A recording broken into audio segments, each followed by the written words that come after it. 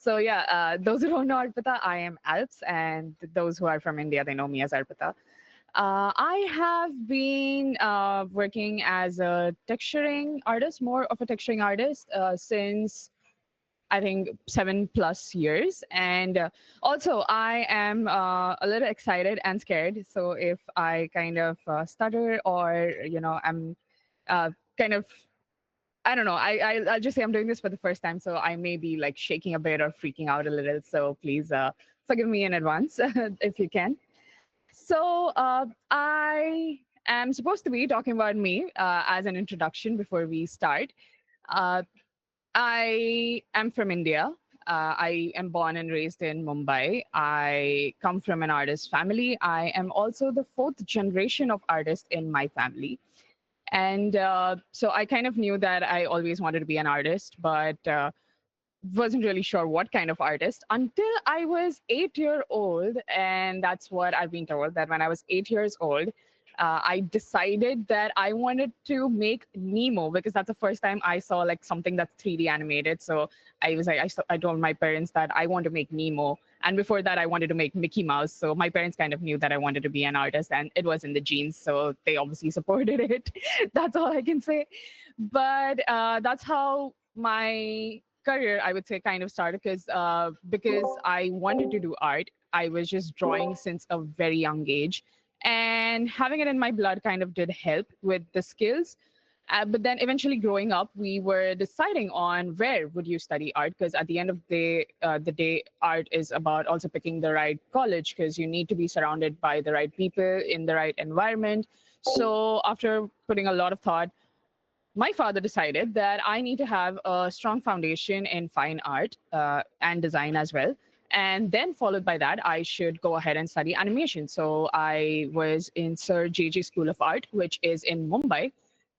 People from India may know what JJ School of Art is, but those who are not from India, actually, Sir JJ School of Art used to be the house of Rudyard Kipling, which is a fun fact actually. And he was also one of the first the college. So that's why the college is like a big deal, and it has one of the best campuses I have seen in India. So after studying art and design in India for 3 years, I eventually got admission at Vancouver Film School, which is in Canada, and I moved there. And when I moved there, I was first time introduced to the rookies as a student because our college was kind of encouraging all the students. So were our teachers and our mentors. They were all encouraging us to participate in the rookies. And when we first saw the website and we saw the kind of work other people were doing and the level a lot of other students were delivering, it was like you kind of just knew that you don't belong here, but okay, you got to try, you can do something. So me, this little 20-year-old girl, I was just like, oh, okay, I want to participate in the rookies and I want to become the rookie of the year. So I kind of had these weird dreams and I started working on my show reel. And I did not end up becoming the rookie of the year because obviously there were a lot of people who were better than me and very talented. But I did end up winning an excellence award. I don't know if we still have it. I don't know, like there's something called the draft selection now, but back in 2018 there was something called an excellence award, and I ended up getting one for my student show reel. And that's when I actually felt like, okay, this is something I tried for the first time in 3D because I came from a pure traditional fine art background. And for the first time, I opened Maya. And for the first time, I create something. And for the first time, I thought, okay, you know what? Let's just apply to a competition or let's participate in something that puts students from across the globe on the same platform, and let's just give it a shot because why not? And I ended up getting this little badge, and that I just flaunted. I put it on my show reel and I was submitting my show reel, and I was just happy. I was just a happy child until I started attending job fairs in Vancouver, and that's where I realized that how much of a big deal this little batch was, because there were a lot of people who just knew me. They didn't know me by name, they didn't know me by my face, but I would just talk to them. I would show them like the first slide of my student show reel, and they would just be like, "Oh, you're the girl who did the dirty kitchen," and that kind of became my identity. So that surprisingly, that student work ended up getting a little bit of fame wouldn't be the right word, but recognition, I think, yeah, that would be a great word. So that word ended up getting some recognition. And that was primarily because of the rookies. So I can't even put it in words right now that what a big deal it is for me to be here, to be able to talk to everyone who's here or everyone who's going to eventually watch it on YouTube. Because the girl who actually started dreaming that, okay, I want to be the rookie of the year is today here to hopefully, be able to inspire people and successfully maybe share her story of how I got from there to where I am today. And on another note, because Nikita told me that I am allowed to screen share, I would actually like to share my student showreel with you guys because that student work ended up getting me my first 3 jobs in the industry. So I wanted to share that. Uh, let's just see. Wow, I can see like a lot of people doing those reactions, which is nice to see. Thank you, guys.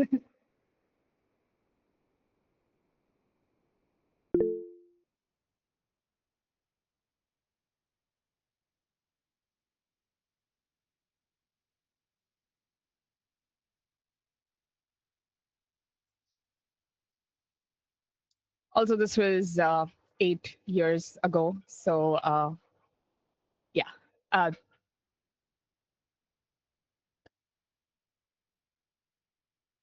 Uh, Nikita, I just had a quick question. If I mute myself, will this still be audible? I'm not sure. I know that you have to select like audio as well. Why don't you try and I'll tell you. Okay, sure.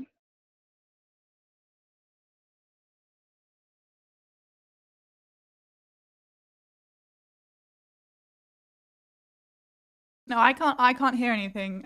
But I know audio's Okay. a bit fiddly. If you wanted to fiddle around, or you could just play it without. It's up to you.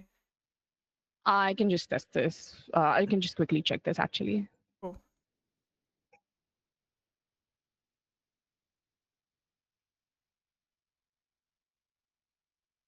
I think there's like a checkbox or something. It's like also share audio or something. Yeah, it says that I had to just share the specific window instead of the whole screen in order to be able to share the audio. So Oh, okay.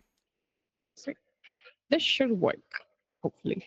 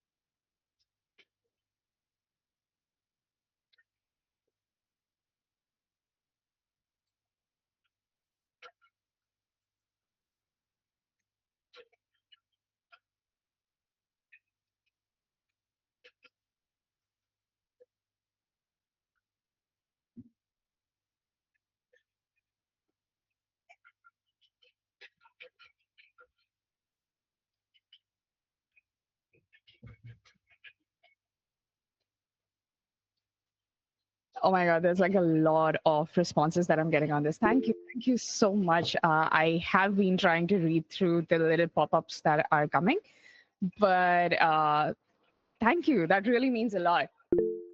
So yeah, this was surprisingly the first thing I tried in Maya and Substance Painter and Redshift, and this was the outcome. And even I was like for a long time not able to believe that okay, I managed to produce this until I actually saw the response I got on it. Because that luckily that year we had SIGGRAPH at Vancouver, and I believe it was the first time it was happening in Vancouver, if I'm not wrong. So a lot of people appreciated the work, and specifically, it was people who I looked up to, people who were already working in the industry. So one main and the most important thing I would like to point out in this is that I believe that the reason I managed to build this back then was primarily because I took a lot of feedback from a lot of seniors, and I won't just say seniors, but a lot of classmates as well. We had like a nice studio setup where we used to have juniors and seniors all sit together, and we used to call it a studio at VFS. And all of us would sit together, and we had people of different specializations and people of different disciplines who would sit together, and then we would help each other in terms of modeling for each other, lighting for each other, or helping each other with comp related stuff. For example, I wanted to make a texturing and lighting specific show reels. So there were a few friends who were specializing in comp, and they helped me out with how would I do the final comp of this. So it was great learning wise, the whole experience. And I feel we graduated kind of in a production ready way because they taught us everything from shotgun to how to manage the whole pipeline and starting from research and all of that. Shotgun is something that's now ShotGrid. If I don't know how many students are aware of it, but it's a tool that production uses to manage all your assets in terms of how much work is there, how much work is pending, and how much is supposed to be done, and who is doing what work. So it's a tool that a lot of production coordinators and studios use to manage all their assets, and it's basically used at studios in simple words. So that was my student work, and after rookies, one big thing that happened to me was that I was reached out by some of my dream studios, which is something I did not expect because I wasn't even applying there thinking that why would they hire me? I have no experience, but they reached out to me. And I also remember Alvin once sent me a message saying that my reel is being noticed by a lot of recruiters. And I remember I screenshotted that message and kept it with me till I got my first job. And one of the first people that reached out to me was MPC. And they asked me to join them as a lighting artist. And I was really, really excited because MPC was a big thing back then. They were working on The Lion King. They had done The Jungle Book. They had won an Oscar for The Jungle Book. So it was like a big thing. And I was super excited, but unfortunately, one thing happened was that they realized that I'm not legally allowed to work in Canada. So they asked me if I would like to join their Bangalore branch. And I was open to it because at the end of the day, it was MPC. So I moved back to India and I joined their Bangalore branch. And the only issue was that they did not have a big lighting team in Bangalore. So that is where I actually got hired as a texturing and LookDev artist. And the funniest thing was that I did not even know what LookDev is when I first got hired there. But I ended up giving a test. I passed the test. They liked the work, and they kind of already had the recommendation from Montreal. So they picked me, and I was super excited. And it was a big deal that I got this opportunity just because my work was featured on such a huge platform, which is also one of the reasons why I do encourage a lot of students to participate. Like, do not think about, if you'll get there, if you're good enough, because I also honestly thought I wasn't good enough, but here we are. That's the whole point at the end of the day. So that happened, and I started my journey with MPC. I ended up working on movies like Sonic, which was my first production show. I was so happy that I am actually working on a huge live action movie. I was so happy that when the trailer came out, my mom, a very typical Indian mom, ended up distributing sweets to everyone. And the next thing I know is that the first trailer of Sonic 1, if people remember, was criticized heavily. And they had to cancel it, and then they had to redo the whole asset and characters, and all of that happened. So that was my first show on my first studio job. Followed by that, I believe I did Love and Monsters, and that was super fun because I got to learn a lot on that movie. And after spending 2 years in MPC, I also worked for 6 months in Technicolor doing stylized texturing.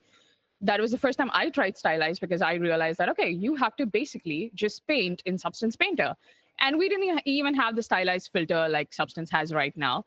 So we had to literally sit and manually paint everything. And it was fun times, really, really fun times, because it kind of took me back to my fine art days where I used to paint on paper. Now I'm painting in a 3D space. That happened, and then the next thing I know is like 2 years later, I was hired at DNEG, and I was super excited to start at DNEG because it was in my hometown. It was in Mumbai, and another dream studio where everyone wanted to work back then. So I got hired at DNEG as a look dev artist, and that's where I actually learned what look dev is. So with a lot of things happening and a lot of things learning, I initially started at DNEG as a look dev artist who was doing background props, small scale props for, I believe it was Borderlands. Yeah, it was Borderland. That was my first Slumberland, Borderland. These were my first two shows at DNEG. And suddenly, a few months down the line, they, I guess, liked my work, and they just ended up throwing me on Sonic 2, and they asked me to do the look dev for the entire opening sequence of Sonic 2. And I'm like, okay, this takes me back because I worked, my first show was Sonic 1, and then I'm working suddenly on the second part of it. And now I'm also supposed to do the look dev of the entire Mushroom Planet. And this is how it went.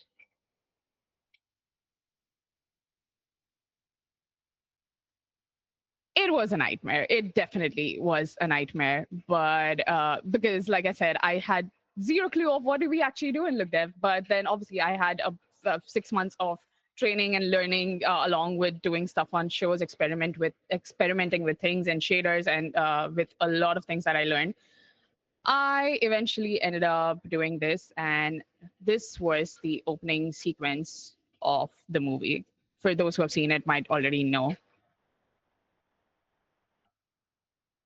The whole introduction of Jim Carrey basically starts with this view, which is all CG mushrooms. Then there's this huge satellite mushroom, which was treated as a hero prop. And this was actually my first hero prop that I got to do. So I was really, really excited. And I got to experiment with subsurface scattering for the first time. For those who don't know what subsurface scattering is, it's basically a shader property that generally comes in skin, wax, animals, plants, organic stuff on surfaces, mostly food, etc. So it kind of makes the surface look soft. In technical language, subsurface scattering is when the light passes within something and then bounces back. And that is why your skin looks soft compared to any other object, if that is making sense at all. And then the next thing they told me after 2 months of working on this entire environment, they suddenly tell me that, oh, you got to do a glowing version of this. And I'm like, wow, again, another thing that I have never tried. But here we are. This was the opening shot of the whole movie, and it was so much fun. We had a little support from the texturing team because I was only responsible for look dev. So I kind of got to experiment a bit with procedural texturing in the look dev software. So that was fun as well. And this is a show that actually changed my life entirely, my career actually entirely, because everything I think I learned in my whole career was from this movie.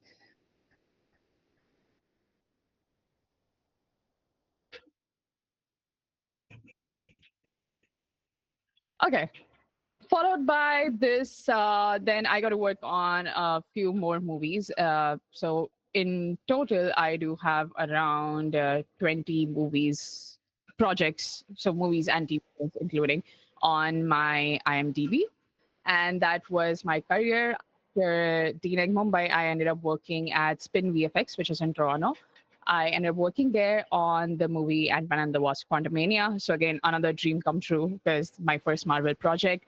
And followed by that, I got a chance to go to Sydney in Australia and work with the DNEG branch in Sydney there. And I had a chance to work on Furiosa, the latest Mad Max movie. So those were some fun times and some fun memories. After I was done with this, I kind of felt like I want to take a break. I want to do something for myself. And I moved back to India. And after moving back to India, I kind of started to feel like I did have a lot of people who were looking for support because unfortunately, education, like art, animation, specifically animation and VFX related education, is not that great in our country. So me and a friend of mine, we wanted to make a change, and we both decided to help people, train people, and educate people. And since then, I've been an art educator as well. I am a visiting faculty at some universities in Mumbai, and I also started my own like 3D academy called Rendercraft Academy, along with a friend of mine. So that is something we have been doing. We have been trying to teach people the things that they don't generally get to learn, and the things that we have learned as professional on a production level, I would say. Yeah. So how to approach things beyond just doing basic things, or approaching it in a very simple way. So that was about me and my career.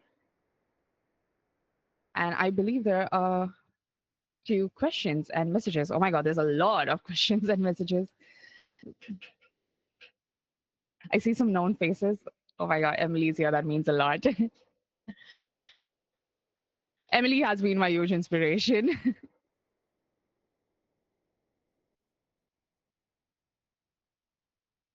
Sweet. So today I wanted to share something that's really, really special. It's been a very long due project, but I wanted to specifically talk about how we work in our texturing and look dev pipeline for the VFX pipeline specifically, because different industries have different pipelines. Some of you may be interested in gaming. The whole workflow and the pipeline is going to be different from those who want to work in VFX. When I initially started my career, like I mentioned, I wanted to be, like I said, I wanted to make Nemo. That was the dream of this little 8-year-old girl who saw Finding Nemo for the first time. But as I grew up and I understood about the different disciplines that are there in this industry, I realized that I'm more inclined toward realistic work. So in that case, I believe that Pixar is not the right place for me because they do not do much realistic work. So VFX is something that I chose as an industry I want to be a part of. So the whole pipeline for VFX is very much different from what it would be for a CG studio or a gaming studio. And because that's the pipeline I come from, I would like to talk about that today.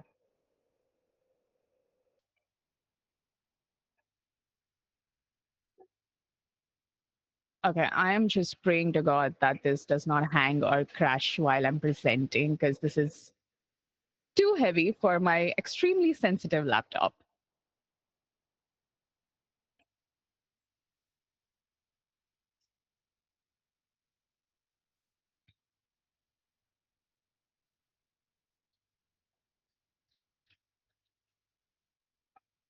Okay, so this is the first time I believe a lot of people, or I think this is the first time anyone is seeing this asset besides me. This model was created by my dear friend Shantanu Mishra. I have to give him credit because he's done an incredible job with this model. His name is Shantanu Mishra. He was also a 3D modeler at DNEG, and I met him at DNEG, and he is the person with whom I started the Rendercraft Academy, and we both teach modeling and texturing too. So, how did we start with this, or how would you approach an asset like this on a production level, basically? So, the first thing is when you get an asset assigned to you. Before that, I would actually like to mention why did I decide to pick this. It's because I had worked on Furiosa, and after I came back from Sydney, I felt like I all the bikes that I made in the movie, I spent 1 month each for 1 month on each bike, like 1 month each. And when I actually ended up seeing the movie, I realized that those bikes were not really visible. They were all somewhere between the dust, or kind of in the background, or if you've seen Mad Max, you may know what all is happening in Mad Max. It's all sandy and dusty and very hard to see. So I felt like there were like a lot of scratches I made and a lot of dirt I painted and so much petrol leaks and everything. I sat and manually painted all of it for 1 whole month, and none of it was visible. So it kind of did hurt a lot. So, but it's normal. It's literally normal. This is how things work. You kind of sit and paint every single scratch, and then you see the whole thing on a big screen, and you realize that's not even seen. And you're like, why? Why did my supervisor pinpoint on that one? So it's like a regular day in VFX. I felt, like I mentioned, a little less satisfied with what I could have done and what was seen. So I decided to redo this. And I am not much of a modeler. Like I do model, but I'm not this great of a modeler. So I decided to take help from my fellow friend, Shantanu, and he was kind enough to help me with the model of this bike. So the first thing that we start with generally when you do anything, like I believe most of you are students and most of you will be doing your own projects. So the first thing that you should start with anytime is research. That's the first step to anything. If you do not do research and you do not collect enough references, you are going to struggle a lot down the line. And you do not want that because anything you do needs to have a reference to it. And references are very important in a VFX pipeline. When you are in your dailies with your supervisor and you do not have a reference, they are not even going to look at your work. So it's very, very important. And one thing I've noticed as someone who's been a teacher for the last 1 year is that a lot of students do not realize the importance of this. So that's one thing you should definitely keep in mind. So we started with a lot of reference and research. Let me share my pure ref with you.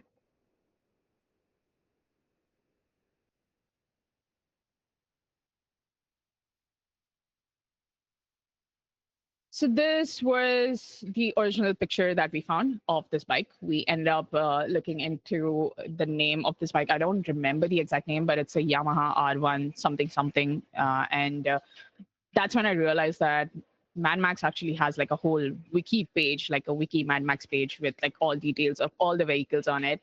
And we ended up liking this one out of the other bikes is because it had a huge variety in terms of materials.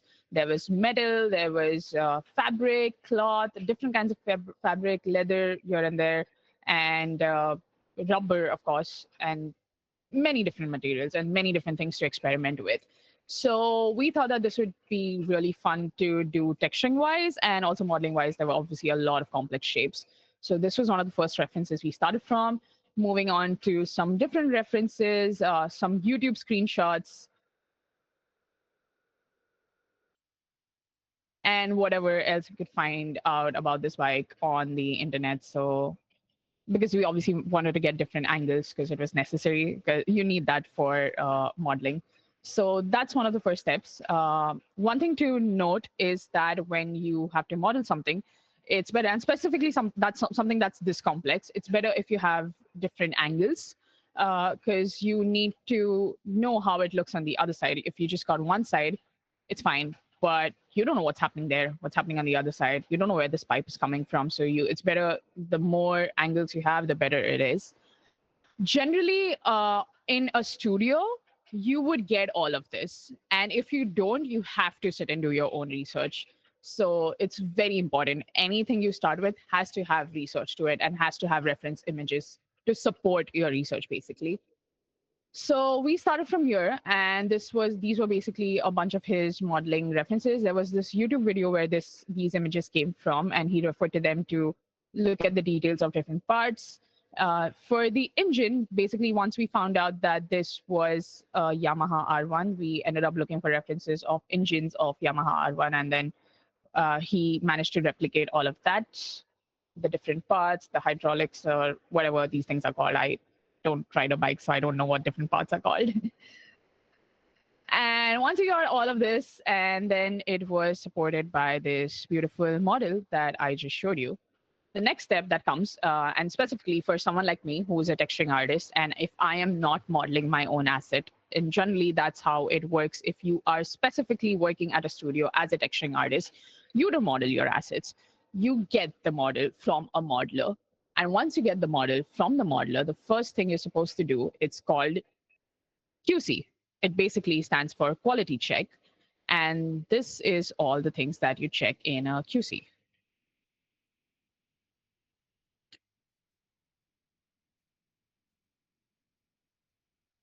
The first thing you check is the UVs.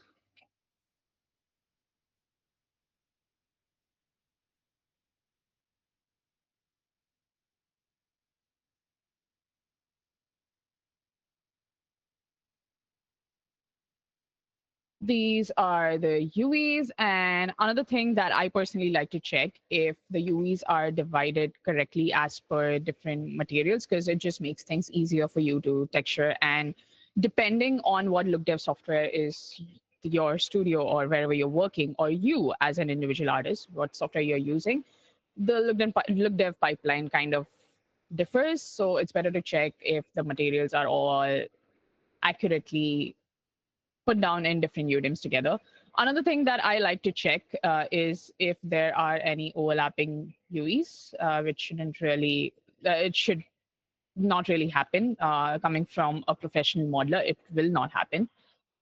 And in total, this has around, if I just exclude the ground, it has 21 UDIMs. And because I did the UVs along with Shantanu's help, we both did the UVs together. But I did the layouting, so I kind of know that I did or arrange it in a specific way that I wanted.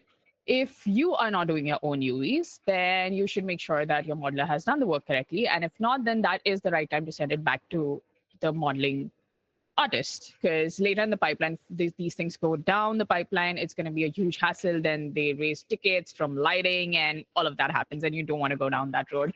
So it's better that you do a good QC of this. Another important thing, I feel it's very important to address this at this stage, is your outliner has to be clean and well named. One thing I personally like is adding the material tags in the outliner. I really like doing that. So that's something I've done with different parts: what's metal, what's leather, uh, what's fabric, etc. So after I do all of this, I also gave these little ID colors. I like doing that as well. And after all of that was done, I realized that, oh my God, my laptop is not that good. It's just random 3060 laptop. So it's not really going to support the whole geometry if I start smoothing everything and taking it to substance. So I decided to split it between few parts, where I left the high poly geometry for a different file. And I took the rest of the model. I smoothed the parts that I needed. And then I took it to Substance Painter.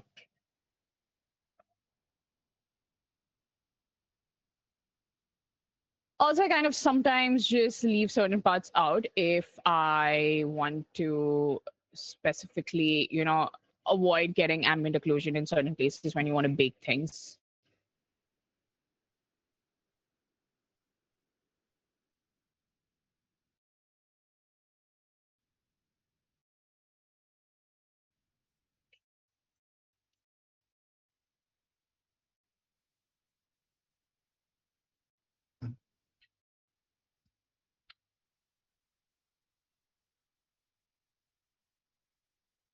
Oh,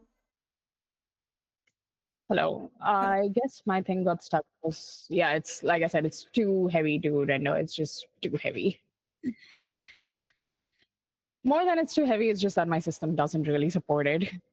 But yeah, this would not really happen on a production scale.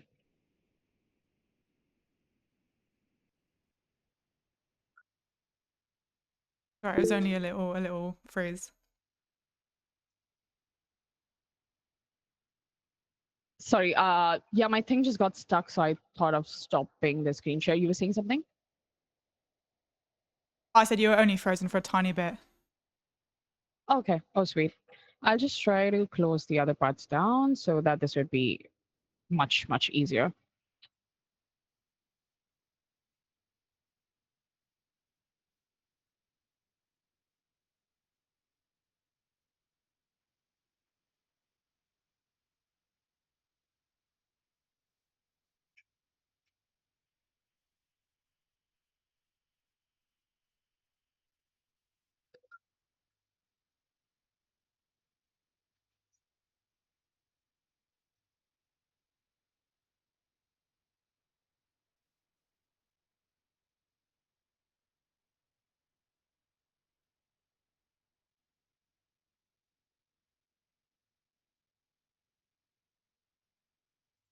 Okay. Hoping this works now.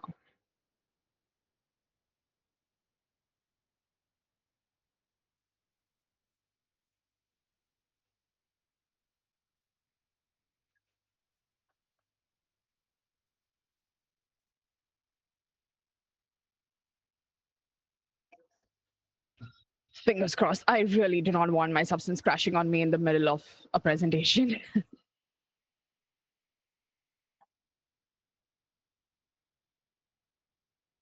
So, like you just got a little glimpse, my system is not that great. The laptop that I'm using is not that powerful enough to handle something that's so high poly and so complex. So, a lot of struggles went within. I wanted to specifically keep the wheels out because I do not like it when it gives me that random ambient occlusion here when it bakes. And yeah, I would actually like to just quickly cover up a bits of how I start my work and how I would approach this asset or how I have approached this asset. So, like I mentioned before, on a production scale, I got 18 working days to work on individual bikes. It's generally followed by 2 extra days to address any notes or feedbacks that come in from your VFX supervisor. But that's the probably. Oh, thank you. So I was just reading Emily's message. Yeah, demos never go smoothly. So we had 18 days to do these bikes on the movie, but here I have tried to present whatever I had managed to get done in the last 5 days. As I've been teaching and working everything at the same time, I tried to build as much as I could so I could at least show something today of how I would approach this. So I first initially started with just assigning colors to the different materials. And another thing that I do, and I do it from Maya itself, is I assign materials in Maya. And then when you bring it here, you kind of get these different texture sets. And I really like it because then you can just hide, unhide things and work in your own way. I really enjoy doing that.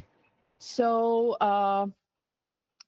after having all of this sorted, you go and bake your file, and that's the first thing you do. And followed by that, using my references, the different references that I have, I started just simply assigning different colors to the different materials. Like this would be black, this would be brown, this is gray, black, gray, whatever, red, red, brown, etc., etc. And that's how I started the first time. And then I go into a specific part and I deep dive, and then I start texturing it. So I would actually start with this part. Until then, I'll just make the others.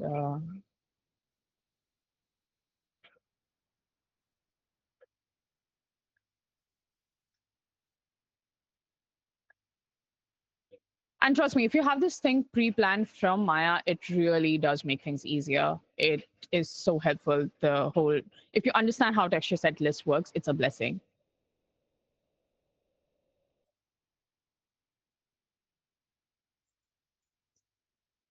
Yay, this should be smoother.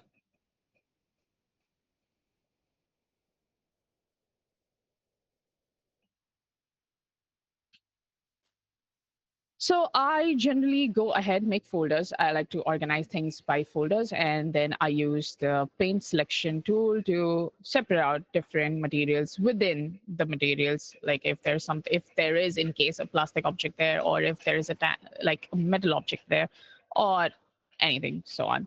So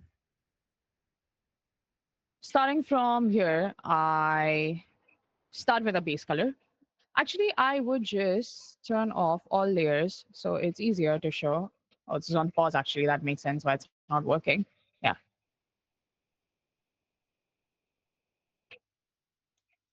And I'm just gonna, because we don't have enough time, I'm just gonna show this for one part and then maybe we can jump into Q&A. And because this is the specific part that I've chosen because it does cover a lot of the kind of workflow I use for everything else.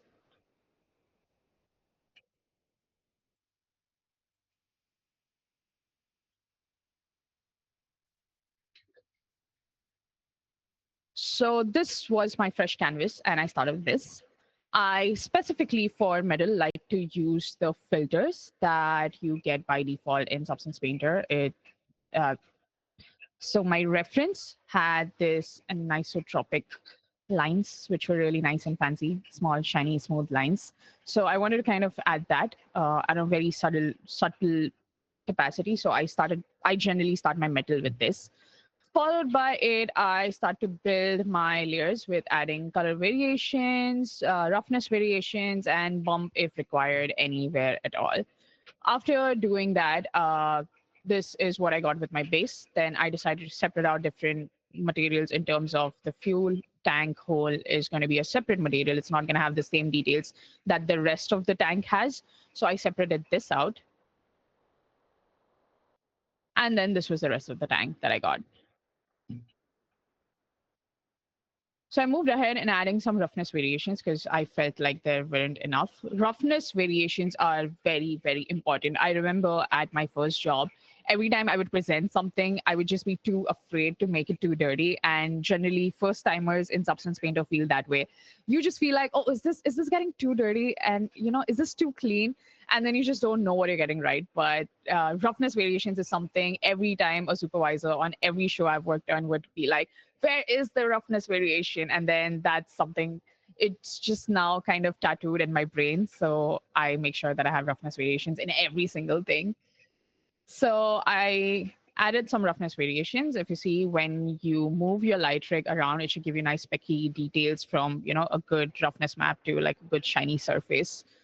Then curvature is great. It's a generator that Substance Painter has. I love the generators that we have. And I did blend it with a bit of manual painting because I like doing that as well. Followed by some more roughness variations. If you notice, I have everything named and I have a crazy OCD in that case. And I think everyone should because it's very important to name your layers. If you don't name your layers, you are going to make your own life hell. And also of someone who is probably going to, take over your file, or if by any chance you're going to be collaborating with someone for some project. So make sure that you name your files and name your layers and name them in a way that anyone else who's going to pick your file should be able to understand what the layer does. So I don't want to just go into someone's file and be like, okay, fill layer 1, I'm going to turn it on and off. Fill layer 2, I'm going to turn it on and off. It's a huge hassle and it takes up a lot of your time. And this is actually a post that I saw on LinkedIn today itself, where someone actually mentioned about how you are supposed to name your layers. Like, don't just go like fill layer 57. No one's going to turn it on and off 57 layers to check what's happening in your file. So be nice, be kind, think about your coworkers, because in production, you end up working on each other's asset. If someone's unwell or if someone's on an emergency leave, you will end up giving your asset, you may end up picking up someone's asset, and then if you see they are not layered named properly, then you are going to have a nightmare just checking each and every. Just imagine so many texture sets and then so many layers, and then you're just going to turn on and off each layer to see what's happening in which. So you don't want to do that to yourself, and you don't want to do that to anyone else. So name your layers. A habit that I maintain is that the minute I take a new fill layer, I immediately name it because I already know what I'm going to do with that fill layer. And in case if I don't end up, like, suppose if I take a fill layer, I call it scratches, and I don't end up adding scratches there, I end up adding curvature there. I'm just going to go and rename it right there and there so that I don't keep it for later. So yeah, followed by this, I added some more scratches, very subtle. And I also decided to add this reddish variation that was there in my reference. So I decided to put that. Now, a few things I want to specifically focus on here is that there are some things that I do.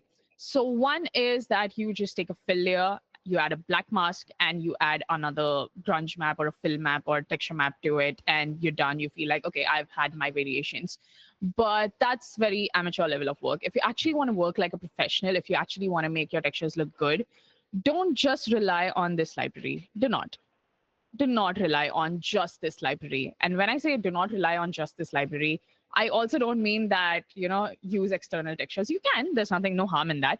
But in my entire career, I have just used these maps, blended them together, and made my own maps. Not even once I had to import any other grunge or alpha map. People call these different things. Some call them alphas, some call them texture maps. Some call them ISOs also. Like I remember MPC called it ISO for some reason.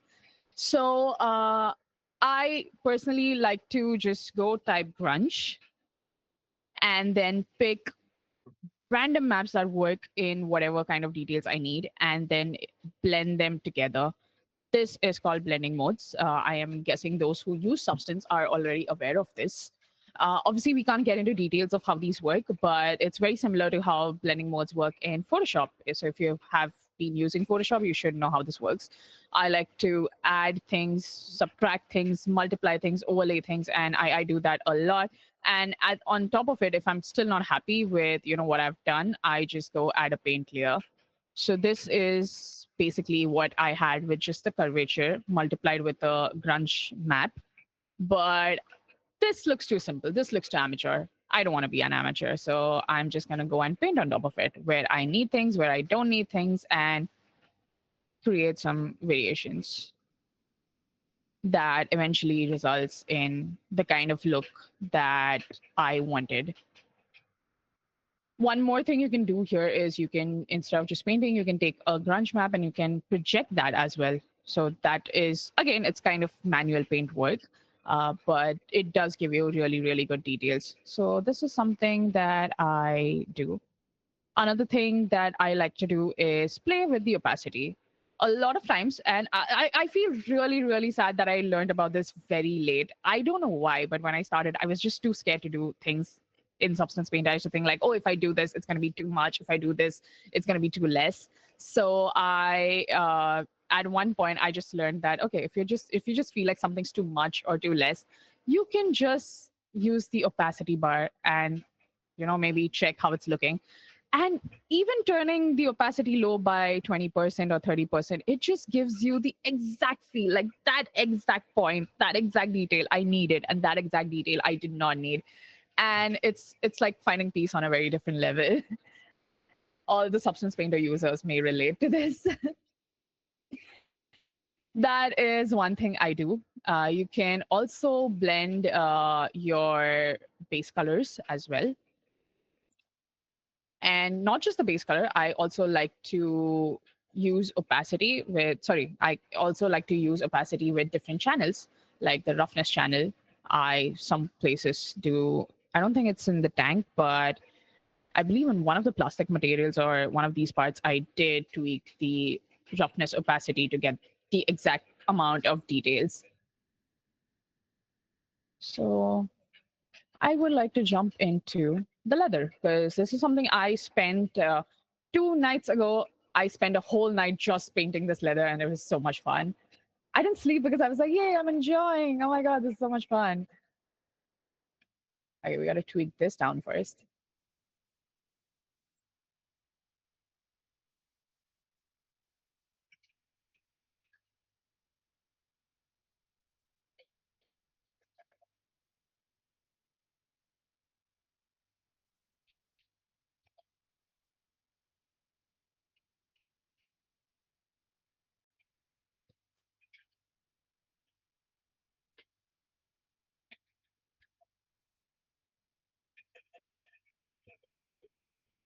Okay.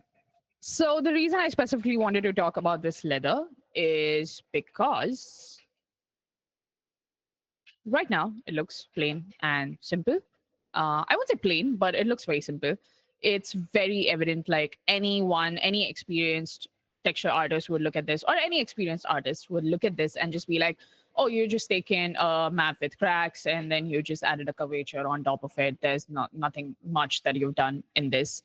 This is where I like to manually go and paint things out based on how things are and based on how things are in the reference specifically. So I did go ahead and painted certain things out. One thing I personally prefer doing, and I really think it works out well that way, but it may differ for people to people, is that I like to add more details and then paint them out. It's like minusing the details, and I just find it easier to do. Or it could just be like a me thing. It may be different for you guys, but I think it's just better because when you have a lot of detail here and there, you can just go in and manually remove things from, okay, I don't want certain things here. Okay, in my reference, there's nothing here. In my reference, there's just cracks here. So I can do that and I can just remove those parts that I don't need. So that's something I do.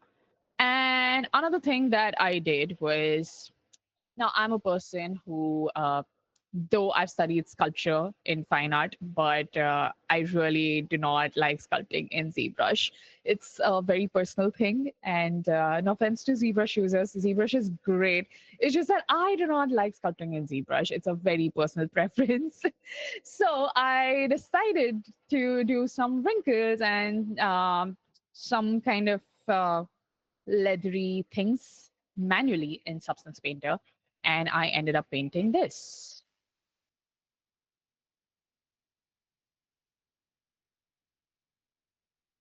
So it was so much fun. And I just like was so excited doing this. I'm like, I'm gonna do this, I'm gonna do this. And it kind of made me feel like, oh, I don't need ZBrush.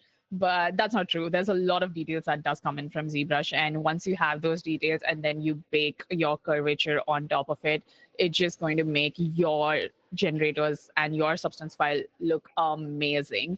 So that's something I could not do, which is why I decided to manually go in and paint these wrinkles. I think you can call them wrinkles, or not really sure what these would be called. Not drapery for sure, but these wrinkly things. That's what you can say. So I went in and I painted this, and it was so much fun. I kind of tried to give like a bit of like a stretchy effect. Like if obviously you have to consider in all these things, specifically when you're working for VFX, you have to think of how this object would be made in real life. So in real life, you would have like a wooden seat, and then you would stretch the leather on top of this. And obviously, when you stretch the leather on top of it and then you pin it down or stitch it down, it's obviously going to have a bit of these stretches. So I wanted to go in and paint those.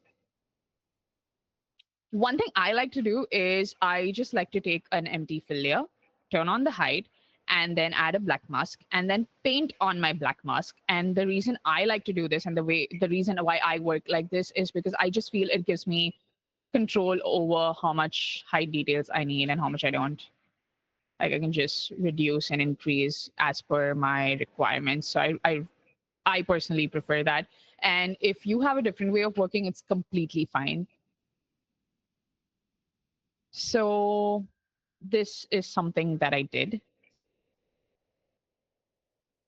So, like I said, this point is really important to understand that when you build something, and specifically if you're planning to build something in a realistic way, if you're having a realistic approach towards whatever you're building, you need to keep in mind that you have to look at it of how this object would have been built in real life, and then approach it that way.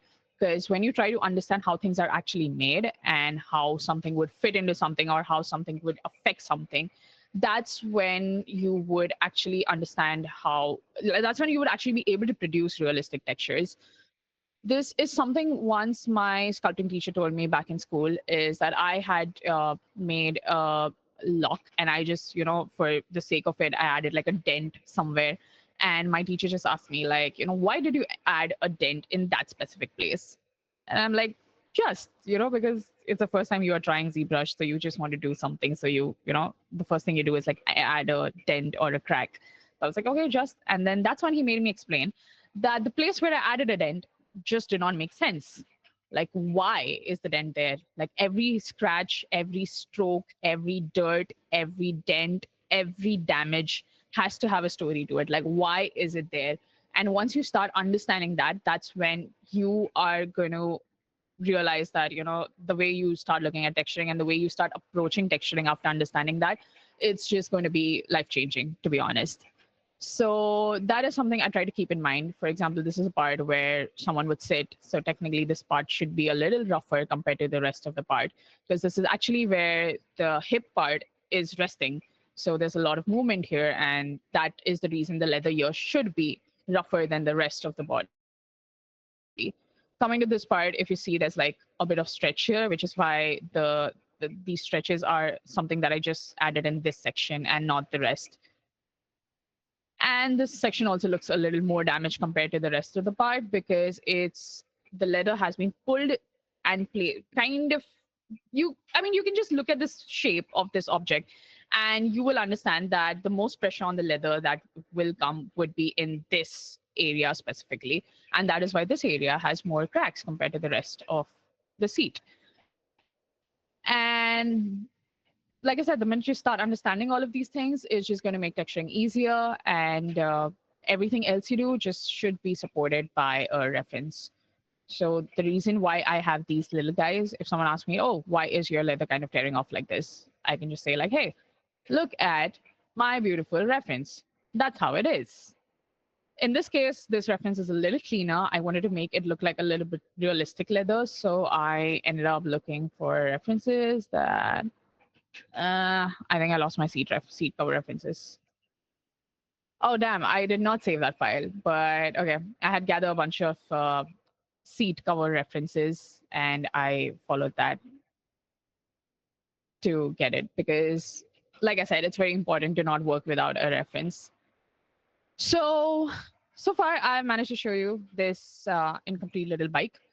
One more quick point that I want to again touch upon before we move ahead would be that if you are genuinely aiming to create something realistic or approaching any kind of photorealism, try to do manual work as much as you can, because having a procedural approach towards texturing is not always going to give you the most realistic approach, because at the end of the day, this is a tool, it's still a software, so it's doing things the way it's designed to do it. But things are taken up a notch when you put your creativity in this tool and then build something out of it. For example, I wanted to,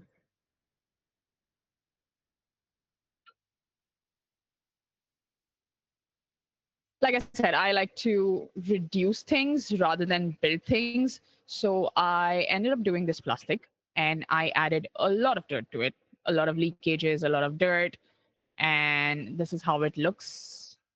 So you can see, because this bike is technically supposed to be in a sandy area, so there's like dirt and dust here and there, a bit of leaks and damages and some decolorations because of the sun, etc. So this is what I got, but this is how I got it by just blending a bunch of layers together. That is not how it always works. So if you want to get the right thing, what I went and did was I just painted on top of it. And I reduced the sections that I didn't need.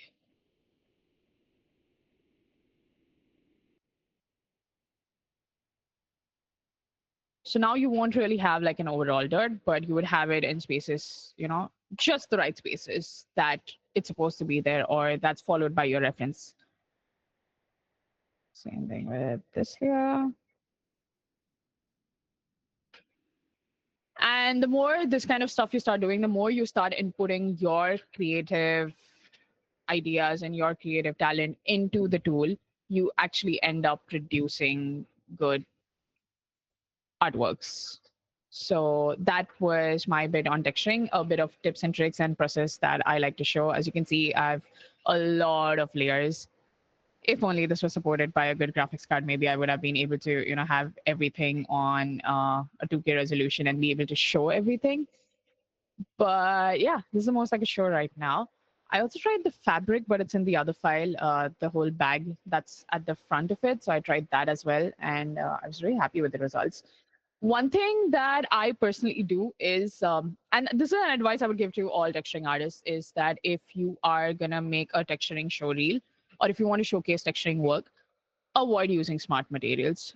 Smart materials are, in my opinion, and my opinion can be different from a lot of people out there, and it's completely fine. It's not like, I am the person who speaks the right things. But my opinion is that if you're a texturing artist, you should be able to build your own materials rather than relying first on something that already the tool is giving you. Smart materials is a great shortcut if you just want to quickly wrap something, or if you're gonna use it for something that's very tiny, or something that's in the background, or something that's not much visible. That's where you can just quickly use a smart material and save time. That would be smart working. But if you want to specifically build a show reel that's based on that's kind of supposed to show you as a texturing artist. Build your own layers. Try to show your own layers. Add your breakdowns, add your passes, how your base colors are looking, how your roughness is looking. Because a lot of recruiters are basically going to judge you based on, how much roughness variation can you actually build if you are understanding how roughness works on different materials. If your roughness map looks entirely flat, if it looks like a zero point 0.5 gray or with a bit of tone up and down, it's not good texturing because you are basically just using one layer and then duplicating it and then not going and changing your roughness map. So try your level best to keep different materials have like keep assign different roughness to different materials because different materials do have a different roughness. So it's literally like doing what it has. So it's not really that hard. Texturing, in my opinion, is really, really simple. It's just all about observing and then just putting it in the tool. So these were a few things that I had to say about texturing. After you're done with this, we export these textures and then you take it to your LookDev software. Now, LookDev softwares differ from studio to studio, artist to artist, or organization or project to project. So it literally differs. A lot of studios are nowadays using Houdini, some use Katana, some use Clarice, some do it in Maya itself, and it's completely fine. A lot of indie studios have been using Blender. I believe the render engine of. I am not a Blender user, so I don't know much about it, but I believe it's called Cycles, if I'm not wrong. So each of these softwares have their own shaders, and in your shaders, you basically take the textures. So textures are nothing but just this. These are your texture maps. This is literally what it is. Your normals, your base color, your height map, your roughness, and your middle map. All these things are your textures, basically. So once you export all of these images together, and that's when you take it to your LookDev software and you start plugging it into your shaders, and that's when the final output starts to be visible. Now, one thing that's something I've noticed with specifically Katana when I used to work with Katana is that the output that you see in your substance viewport is not the exact output you would see in your LookDev software. So a lot of times there's a lot of back and forth, and some softwares also permit you to remap things in the software itself. That's something that we generally do at studios when you work on a production pipeline. You just can't keep going back and forth between your texturing software to your LookDev software because there is a process in between where you have to extract the texture maps and then publish the texture maps, also convert the texture maps, and then take it to your LookDev software. So it is a bit of a time-taking process. May not sound time-taking, but when you have to just sit there for 5 minutes and wait, it is a little time-taking. And on a production level, you cannot really invest that much time in doing such things. So that's when you kind of start doing things procedurally in your LookDev software, where you add variations procedurally, or you just kind of I believe a lot of tools have nowadays started also providing procedural workflows in their software, so you don't really have to go back and forth between your texturing tool and your LookDev tool. And once you're done with that, that's when your final product gets ready. And I am assuming, I really believe that my final product should be ready in a week or two if I try to invest full time in this. So fingers crossed for that. Once it's ready, it should be out on my art station. And that was it from my side. That was me, Arpita. And I hope the session was informative because it's something I've done for the first time. So yeah, I was kind of freaking out. I was like, oh my God, I don't want to say something wrong. Thank you. No, extremely informative, and you're definitely a natural speaker. I'm surprised it's your first time. Must be because of your education background.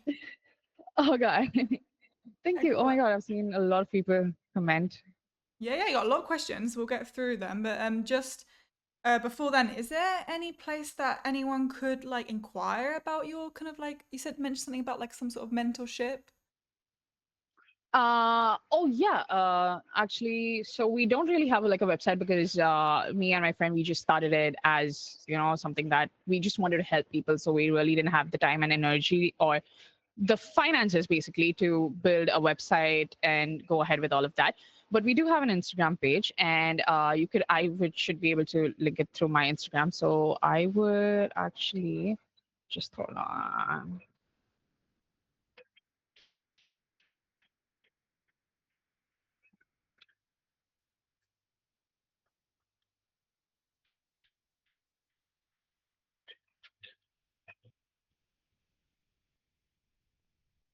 Also, just want to quickly mention that unfortunately, this is something that we can only offer to people in India. So yeah, this is my Instagram. You can follow me here, and I keep posting updates about the courses that me and my friend we both teach. Cool. And also, I've recently started looking at Emily. Actually, I've actually started this little series where I do mini tutorials of different things and tools that you can use in Substance Painter. So hopefully that could help a lot of people. Because in a session like this, I could just go through the workflow. I can't really deep dive into how a tool works or how something functions. But that is something I plan to do. I had launched like one episode, and now I'm planning to do more. I got a few more things in line